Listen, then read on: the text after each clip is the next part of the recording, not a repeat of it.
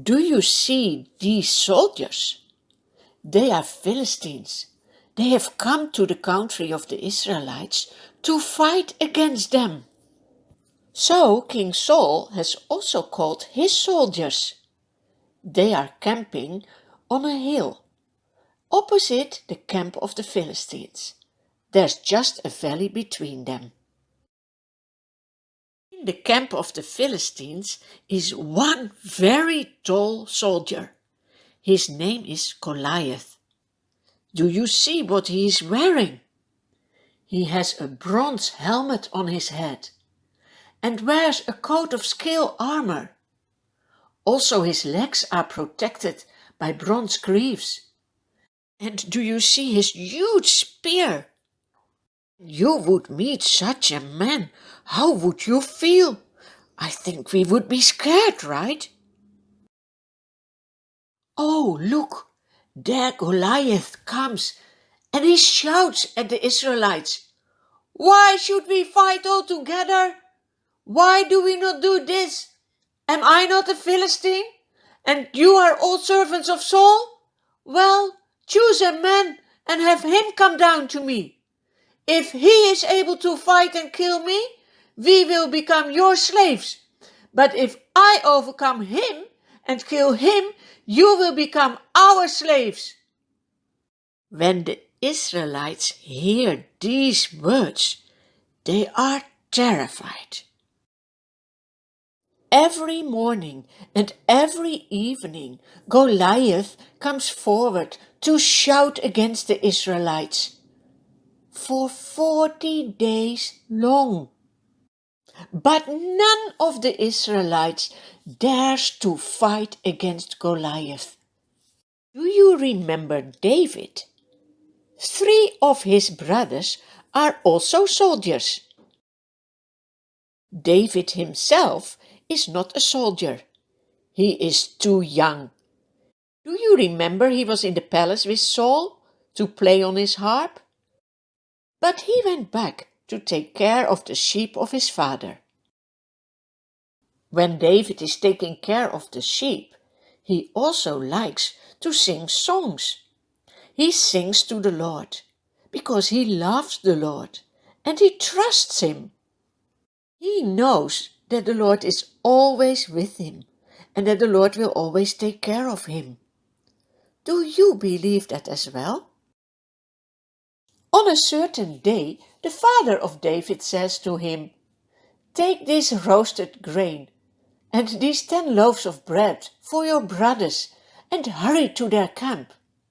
Take also these 10 cheeses, give them to the commander of their unit.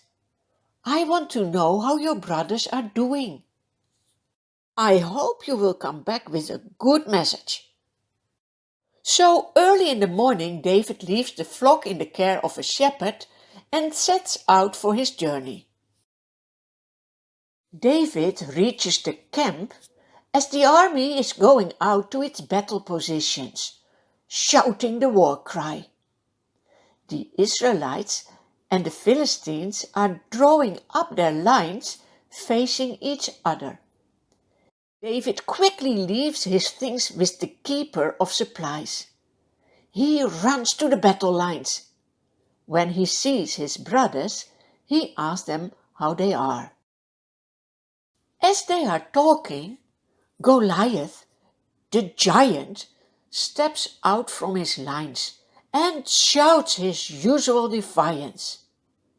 Whenever the soldiers of Israel see Goliath, they are scared. They flee from him in great fear. David is shocked. This giant is defying his God. And no one is doing anything against it? David hears the soldiers talking together. One says, "Do you see how this giant keeps coming out? He comes out to defy us." Another one says, "Have you been hearing what the king has promised?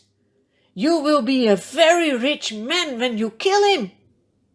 "Yes," says another one, "he will even give you his daughter so that you can marry a princess." And another one says, The king also said that you don't need to pay any tax from that moment on anymore. David talks with the man. That makes his oldest brother very angry. He shouts against David.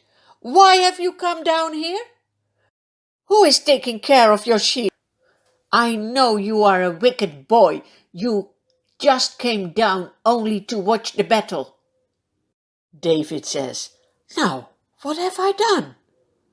Can't I even speak? He turns away to someone else and talks again about what's going on. David can't imagine that none of the soldiers is doing anything against this giant that is defying the living God. Does no one believe that God can help them? David is not old enough and strong enough to be a soldier, but he knows something needs to be done. He trusts his God. He can't live with the idea that someone is justifying God. Can you? What do you do when you hear people saying bad things that God doesn't like? David knows what to do, and what he will do you will hear next time.